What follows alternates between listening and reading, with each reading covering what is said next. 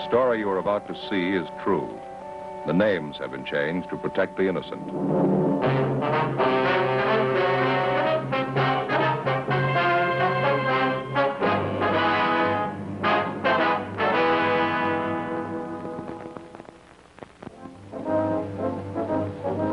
It was Wednesday, February 6th. We were working the day watch out of Homicide Division.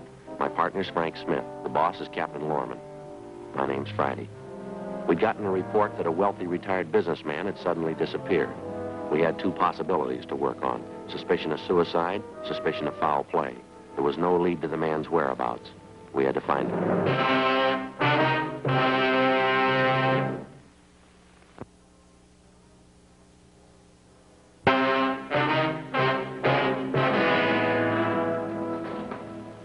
Hi. Oh, hi, Joe. Well, there's nothing down there on him at all.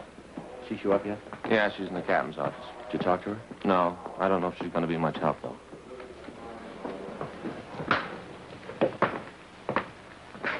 Miss Banner, I'd like to have you meet my partner, Sergeant Friday. How do you do? Joe, this is Miss Banner.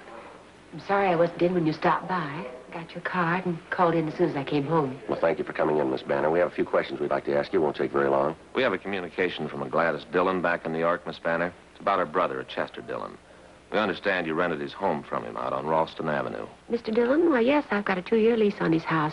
Rented it from him last November. Well, according to the letter we got from Mr. Dillon's sister, she's worried about him, hasn't heard from him in some time. Have you any idea where we could contact him? Well, the last I heard, he left on a trip to New York. It was about 8 weeks ago, I'd say. You see, I usually sent the check for the rent to the apartment he had here.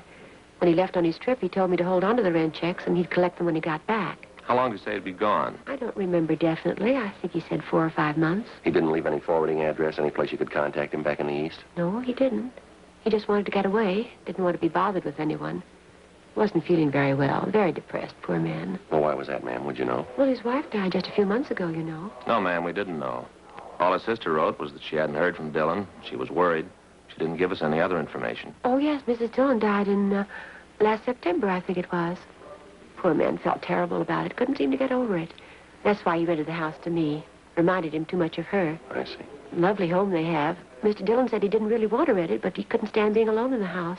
It's a large place, you know. Yes, ma'am. We checked with the people living in the house now. I understand you leased the place to them last month. Is that right? I subleased it, yes. You see, it just got to be too big for me. It was nice at first, but it got to be an awful lot of work. I rented it to this family and took a smaller house down the street. Would you happen to know any of Mr. Dillon's friends in the city, Miss Banner? Anyone we could contact who might know where we can locate him? Well, I don't know. He didn't seem to have any friends. He and his wife had been in the city only a year before she died. He was retired, you know. Yes, ma'am. And we talked to some of the neighbors out there. They couldn't tell us much about Mr. Dillon. Maybe some of the people he did business with might know something. Have you tried the neighborhood bank out there? I know that's where Mr. Dillon had his account. No, ma'am, we haven't. I can give you the bank's address. That's about all, though. That's the only contact you know of, huh? I'm afraid so, yes. I didn't know much about Mr. Dillon's private affairs. Whenever I talked to him, it seemed the only thing he had on his mind was his wife's death. Just couldn't seem to get over it. Seemed like he didn't want to get over it. You mentioned that when you leased his home, Mr. Dillon took an apartment. Do you happen to have that address, Miss Banner? I don't have it with me now, but I have it at home. I can call in and give it to you if you like. If you would, please. Certainly. Well, thank you very much, Miss Banner. You have our card. When you hear anything from Mr. Dillon, we'd appreciate it if you'd call us. Surely, I'll call you right away. Do you think something could have happened to him? Well, it's possible, ma'am. We don't know. All we have is the letter from his sister. It does seem kind of strange, doesn't it? He wasn't feeling too well. I wondered why he hadn't contacted me about sending the rent money to him. Such a nice man, Mr. Dillon. Certainly hope nothing's happened to him. Now, you say he was very depressed about his wife's death, ma'am. Would you say that it was getting to be a little abnormal with him, maybe? Well, I wouldn't know about that, Sergeant, but I do know he brooded about it all the time. He felt he'd lost everything. Didn't seem to want to go on. You ever give any idea that maybe he might take his own life? I mean, brooding over his wife? Well, no, nothing definite. Just depressed and moody all the time. Now that I remember it, the last time I saw him, he did say something kind of funny. Yes, ma'am. What was that? It was the day before he left. We were talking about the rent money, and I asked him if I couldn't send it to him. He got kind of a strange look on his face. Yeah. He said, where I'm going, I won't need the money.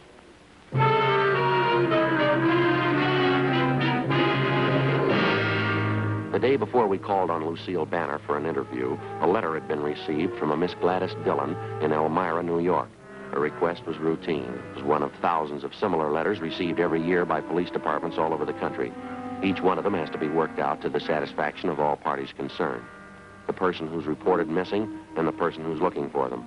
It's an enormous job requiring thousands of man-hours annually. Like the dozens of other investigations handled by the police officer, some of them end happily, some of them in tragedy. Whatever the result, the finding of a lost person is just as important a function of your local police department as any other investigation. Gladys Dillon hadn't heard from her brother recently. She was worried about him. She asked us to investigate. Our initial interview with Lucille Banner, the woman who'd rented Chester Dillon's home, failed to yield much of a lead as to his whereabouts. The only source of additional information she could offer was the neighborhood bank where Dillon had his account. 1 o'clock that afternoon, Frank and I drove out to interview the manager of the bank, a Mr. Harrison. Oh, yes, that's right. Mr. Dillon's had his account with us ever since he came to Los Angeles. I know him quite well. Is there something you'd like to know about him? Yes, sir. We've had a request from his sister in New York. She'd like to locate him. Well, I'm pretty sure his account's still open here. Matter of fact, I'm positive it is. Just a moment. I'll have the clerk get his file. Thank you very much. Thanks. Gee, this reminds me, Joe, I gotta go to the bank tomorrow. Is that so? Yeah, payment on my car's past due. I only got 2 more to go. Well, you're in fine shape. I got 8 more to go. I'm not in fine shape, Joe. 2 payments to go, and already Fay wants a new one. Never fails. Here we are, Sergeant. Just as I thought. Mr. Dillon's account's still open. Uh-huh. Have there been any recent deposits or withdrawals on the account? Well, let's have a look here. Uh-huh, just as I thought. Nothing since he left on his trip. The last withdrawal date was November 27th. He mentioned to you he was going on a trip, huh? Yes, that's right. I think he said he was going back to New York. You see, his wife died recently. He didn't take it too well. Did he leave any instructions about his account with you, Mr. Harrison? Any address you could contact him at if you had to? No, he didn't leave any instructions with me. No address. It's just a vacation trip. He said he didn't expect to be gone too long. Did he mention how long it would be? 5 or 6 weeks, I think that's what he said. I happened to talk to him about it because at the time he made quite a sizable withdrawal. I thought maybe he was a little unhappy with our service. Mm-hmm. How much was the withdrawal, sir? Well, let's see. Yes, here it is. November 27th, he withdrew $2,400. Was that in cash or in traveler's checks? Well, let me see. No, shows here that was in cash. Mr. Harrison, you said a minute ago you knew Mr. Dillon pretty well, huh? Yes, that's right. He used to stop and chat with me whenever he'd come into the bank. That was usually once a week. I didn't know him socially, though. Uh-huh. He mentioned he seemed to take his wife's death pretty hard. What would you say his mental condition was the last time you saw him? All right, I'd say. Just after his wife's death, he wasn't in very good shape. He brooded about it quite a bit. Then he began to pull out of it. Seemed to be in a fairly good frame of mind. He planned his vacation, looking forward to it. I see. Well, what do you ask? Something wrong? No, sir, not that we know of. Routine check, that's about the size of it. Does Dillon have any other real estate besides the house on Ralston Avenue? Would you know that? Not to my knowledge, no. He has no other business connections in Los Angeles. Here are all his references right here. You see, most of them are charge accounts and so forth. I remember the time he opened his account with us. He told me he was retired. He and his wife came out here for their health. Have any relatives out here, do you know, Mr. Harrison? No, from what I understand, both of their families are in the East. They don't have any children, according to his application. Very few relatives. And since Dillon was in here last November to make that withdrawal, you've had no communication from him at all, huh? No, sir, I haven't. Well, what seems to be the trouble? You have an idea something might be wrong? Nothing definite, no, sir. We've been told about his feeling depressed over his wife's death. There was some indication that he might possibly have done away with himself. But after what you've told us, it doesn't seem likely. Well, I don't know. I wouldn't like to commit myself. As I say, he did seem to be getting over it. I didn't know him that well, though. Might be entirely possible. He was devoted to Mrs. Dillon. Maybe he could have taken his own life. I don't know. Well, it leaves a big question to answer. What's that? Why do you need $2,400 to do it? 1:25 p.m. We continued interviewing the bank manager, Mr. Harrison, but he was unable to come up with any further leads. Before we left the bank, he gave us a complete list of all of Chester Dillon's references. We gave him our card, and he told us that he'd pass along immediately any information he might get on the whereabouts of Mr. Dillon. We went back to the office where we got a call from Lucille Banner. She gave us Dillon's last known address, and we drove out to check it. It was an apartment court in the Pico-Crenshaw area. We talked to the manager, and she told us that Dillon had moved out 3 months before, on November 22nd. He told her that he was moving in with a close friend of his, and he gave her his forwarding address. It turned out to be a single-story frame cottage located in one of the older residential districts of the city. The name on the mailbox read, Raymond L. Schaefer. We rang the bell, and a man who identified himself as Raymond Schaefer ushered us into a small living room. He told us that he was from the same town in the east that the Dillons came from, and that he was a longtime friend of theirs. No, I haven't seen Chester for months. Last November, I think it was. That was the last time I saw him. You say at that time Dillon was living in the apartment in the Crenshaw area, Mr. Schaefer, huh? Yeah, that's right. You mean he never came here to live with you? No, it's just like I told you before. He talked about moving in here with me, but he never did. I haven't any idea where he is. Well, he gave your home here as a forwarding address, Schaefer. Have you been getting his mail? Yeah, matter of fact, I have. He told me he was going to do that. Never came to pick it up, though. Seemed funny to me. You're still getting his mail here, is that right? Yeah, it's still coming. Not much of it, maybe a letter a week. Mostly bills and advertisements. Well, now, that list of names you've given us, sir, those are all the people in the east that Mr. Dillon was acquainted with, people that he might contact back there on his trip? Yeah, that's all of them. As far as I know, he hasn't been back there yet, though. Well, how do you know that? I got a letter from my sister Gert a couple of days ago. Chester was in town. Gert would have known about it. He would have been sure to stop by and see her. Do you have any idea at all where he might have gone? Did he mention how he planned on traveling east? Well, I think he said he was going to take the train back. He doesn't own a car. I know he doesn't like to fly. Well, when he was talking about this trip, Schaefer, how was he feeling? What would you say his mental attitude was? Not too good. He's pretty much down the dumps.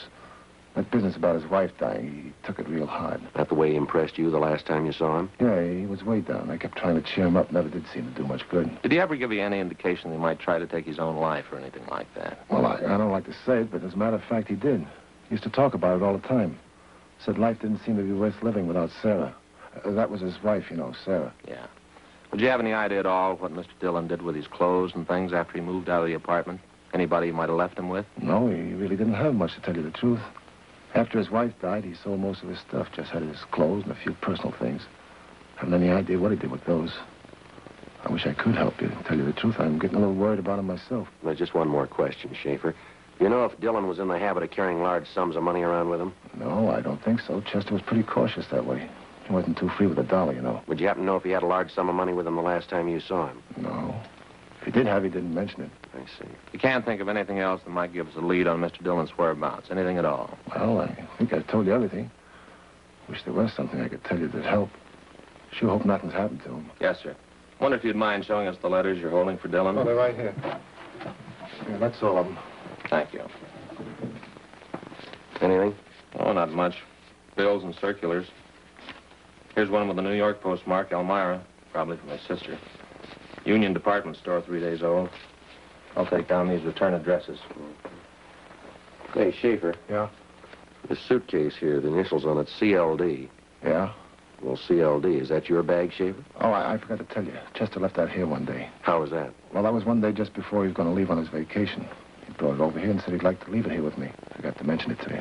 Mm-hmm. Did he bring anything else with him? Yeah, he brought another suitcase with him, just like this one. I got it in the other room. He said he wanted to leave him here while he was on his vacation. Sorry, I forgot to mention it. Well, maybe you forgot something else, Schaefer. What? Most people take their suitcases with them on a trip, don't they?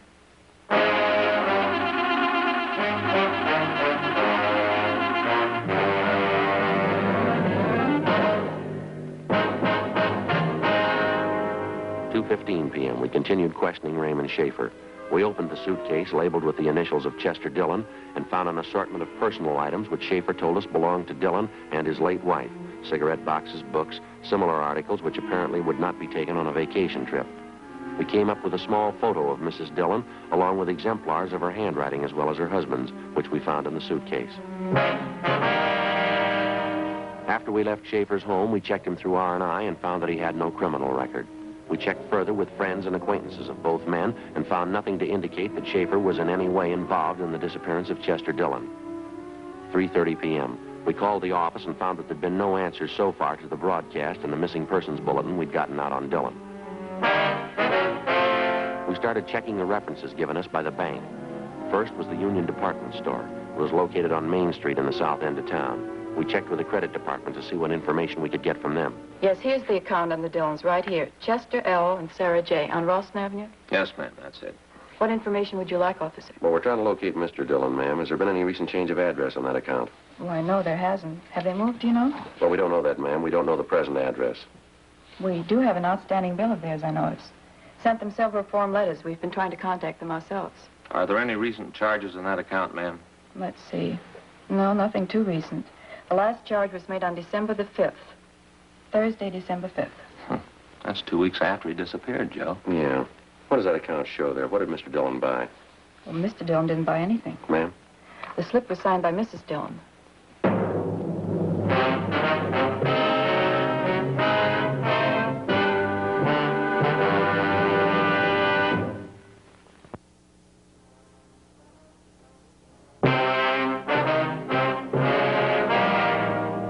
7:15 p.m. As soon as the clerk in the credit department at the Union Department Store showed us the sales slip with the late Mrs. Sarah Dillon's signature on it, we had the date on the sales slip double-checked immediately. The date, as shown on the slip, was correct beyond any doubt, December 5th. That was little more than 2.5 months after Sarah Dillon had died. We had no idea who the person was who forged her signature or why they'd forged it. The amount of the charge purchase, as shown on the sales slip, was for $418, all of it for women's clothing. We attempted to check with the salesgirl who handled the purchase, a Laura Van Kirk, but we were told it was her day off. We called at her home, where they told us she was gone for the day and couldn't be located. They said she'd be at work the following morning. 5:10 p.m. Frank and I took the sales slip with the forged signature on it and drove back to the office. We went directly to forgery detail, briefed them on our findings, and gave them the sales slip. The handwriting samples were checked against the signature on the sales slip, but neither of them matched. The work of compiling a list of all known female forgery suspects was begun immediately. The following morning, Frank and I went back to the Union Department Store, where we interviewed the salesgirl, Laura Van Kirk, who'd handled the purchase. Yeah, I remember making the sale, officer. I'm not too sure about the woman who bought the things, though. I mean, what she looked like. Well, could you try to describe her for us, Miss Van Kirk, just as well as you can remember? Well, she had light brown hair, I'm pretty sure of that. Not too old, maybe in her late 30s, early 40s. Plain-looking woman, about 5 feet 5 or 6. Thin as I remember her. She wore glasses, I remember that, too. I see. You got that picture, Miss Dillon, there, Frank? Oh, yeah, sure. Here. Thank you. Wonder if you mind taking a look at this photograph, miss? Is that looking anything like the woman you waited on? No, that's not her. The woman I waited on was much younger. She had light brown hair, too, not gray. She wore glasses, I'm sure of that. Do you remember if there was a man with her, or was she alone? No, she was alone. Now that I remember, there was something very different about the glasses she wore. I don't know if that's important or not. What about her glasses, miss? Well, they were horn-rimmed, as I remember, very light color. Transparent green, I think. Very smart-looking. Well, let's see if I have this right. Light brown hair, slight build, late 30s or early 40s. Wore horn-rimmed, transparent green glasses, huh? That's right. Check me if I'm wrong, Joe. That description sound familiar? Yeah, just what I was thinking. Horn-rimmed glasses. Woman who came to see us at the office, huh? You got it. Lucille Banner.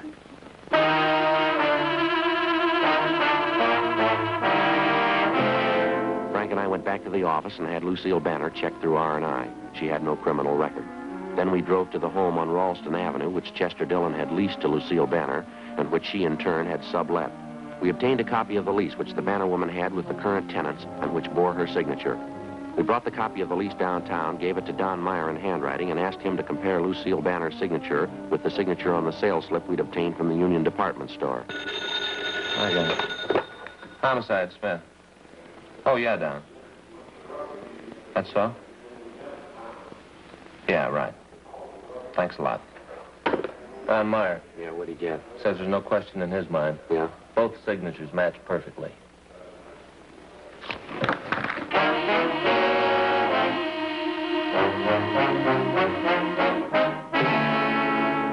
What the reason was behind Lucille Banner's forging the signature of Mrs. Dillon on the sales slip, we didn't know. Whether or not it had any connection with the disappearance of Chester Dillon, we didn't know. As soon as we got the handwriting report from Don Meyer, Frank and I left the office immediately and drove to the bungalow which the Banner woman was renting on Ralston Avenue. It was a block down the street from the Dillon house.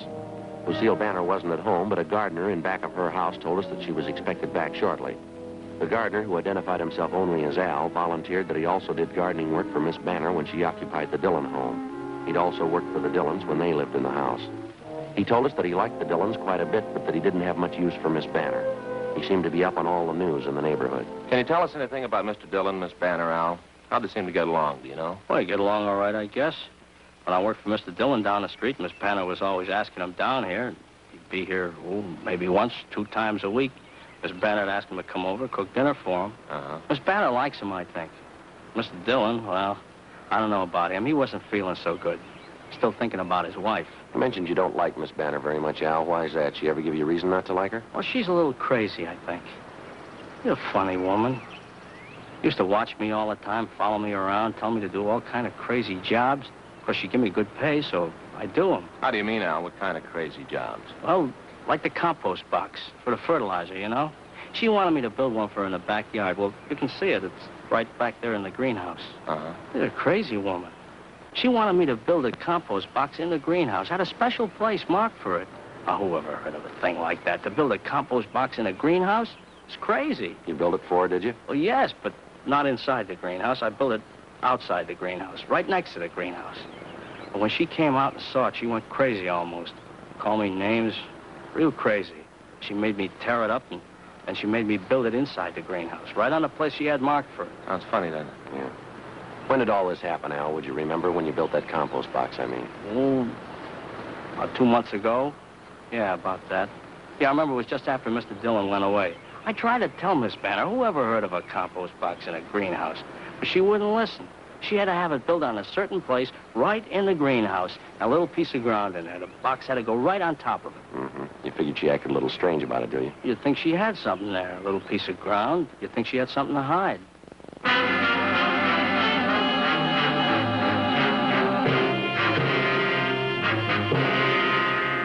2:20 p.m. Lucille Banner returned home, and Frank and I went inside the house with her, where we questioned her in the living room. Outside in the yard, the gardener, Al, continued working. Lucille Banner was calm and composed. We questioned her about the forged signature on the sales slip. She would admit nothing. The whole thing's too silly to even comment on. I don't know what you're talking about, Sergeant. We think you do, Miss Banner. Our handwriting man's checked the two signatures a couple of times. The one on the sales slip, the one on the lease. They both match. Now, what about it, Miss Banner? There's no way out of this. You ought to know that. I'll deny it, that's all. I'll keep on denying it. I wasn't in that store, and I didn't forge any signatures. Why would I do a thing like that?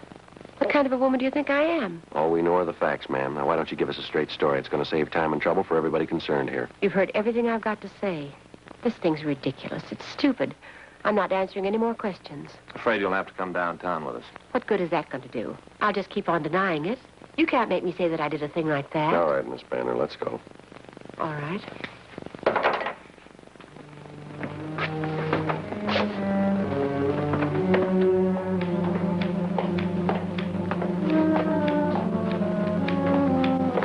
Al. Yeah? See you a minute? Sure. Oh, hello, Miss Banner. Al, what's this all about? What you trying to do? Just a couple things we want to check here in your backyard, Miss Banner. It won't take us very long. You have no right to be here. I'll call my lawyer. Call him as soon as I get to a phone. Yes, ma'am. What are you trying to prove? You have no right to be here, no right at all. Yes, we have, ma'am. What? Did you kill Chester Dillon? Did you kill him? All right, Al, you got a shovel? Yeah? Compost box in the greenhouse. You want to start digging? All right.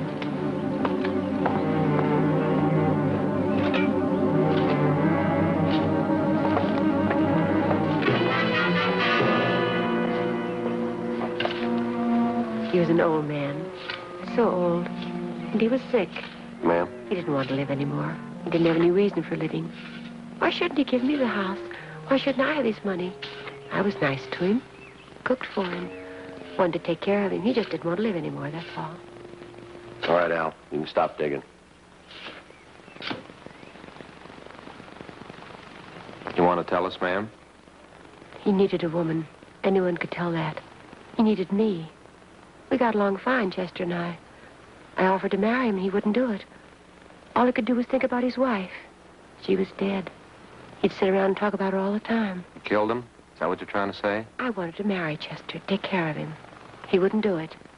We had an argument in the kitchen one night. I had a gun. I killed him. I killed him. Is that where you buried him, in the greenhouse here? Yes, I buried him deep. The gun, too. He'll be all right. Poor Chester. Yeah. He was so old. He needed a woman. Anyone will tell you that. He needed me. I guess you made a mistake there, didn't you? No, Sergeant, he did. Yeah. He didn't want me.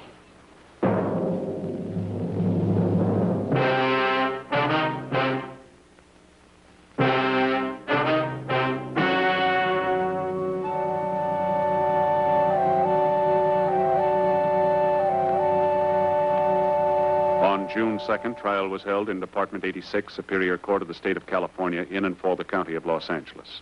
In a moment, the results of that trial.